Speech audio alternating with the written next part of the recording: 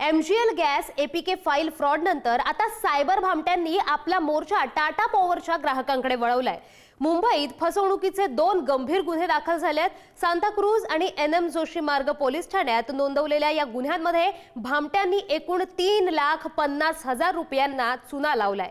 वीज बिलात नाव बदलणं किंवा कनेक्शन अपडेट करण्याच्या बहाण्याने ग्राहकांना टाटा पॉवर APK नावाची लिंक पाठवून त्यांचे मोबाईल हॅक करण्यात आले आहेत। या घटनांमुळे टाटा पॉवरच्या ग्राहकांची वैयक्तिक माहिती आणि मोबाईल क्रमांक सायबर गुन्हेगारांपर्यंत पोहोचलेच कसे असा गंभीर प्रश्न उपस्थित झालाय। सायबर सुरक्षा यंत्रणांसमोर मोठं आव्हान उभं राहिलंय।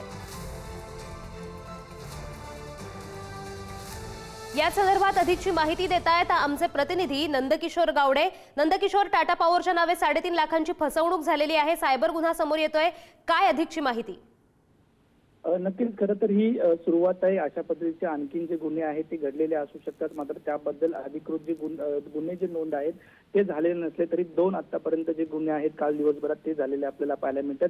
ज्यावेळेला गॅसचा तुटवडा होता त्यावेळेला MGL गॅस APK फाईल पाठवून खरं तर संपूर्ण फ्रॉड जो आहे तो मोठ्या प्रमाणात मुंबईत सुरू असलेला आपल्याला पाहायला मिळत होता आणि आता टाटा पॉवरच्या नावाने ही संपूर्ण फसवणूक जी आहे ती सुरू असलेली आपल्याला पाहायला मिळते। मुंबईत सांताक्रूज पोलीस स्टेशन आणि NM जोशी पोलीस स्टेशन या 2 पोलीस स्टेशनमध्ये स्वतंत्र जे गुन्हे आहेत ते दाखल करण्यात आलेले आपल्याला पाहायला मिळते। ही रक्कम जरी छोटी असली तरी एकंदरीत ह्या संपूर्ण ग्राहकांची जी नोंदी असेल किंवा त्यांचे मोबाईल नंबर या भामट्यांपर्यंत पोहोचले कसे असा हा महत्त्वाचा प्रश्न जो आहे तो समोर येत असलेला आपल्याला पाहायला मिळते। खरं तर टाटा पॉवर ही मोठी कंपनी आहे, वीज कंपनी आहे आणि त्यांची जी माहिती आहे ती सार्वजनिक कुठेही उपलब्ध नसते, मात्र ही संपूर्ण माहिती या सायबर भामट्यांपर्यंत पोहोचली कशी हा खरं तर महत्त्वाचा प्रश्न आहे आणि पोलीस खरं तर त्याच अनुषंगाने जे आहे ते तपास करताना आपल्याला पाहायला मिळत आहेत।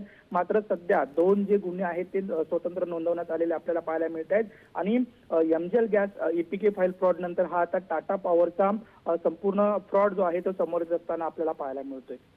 जी, धन्यवाद नंदकिशोर दिलेल्या या माहितीबद्दल। तर आपण पाहतोय टाटा पॉवरच्या नावे 3.5 लाखांची फसवणूक करण्यात आली आहे। सायबर भामट्यांकडून टाटा पॉवरच्या नावे फसवणूक सुरू आहे।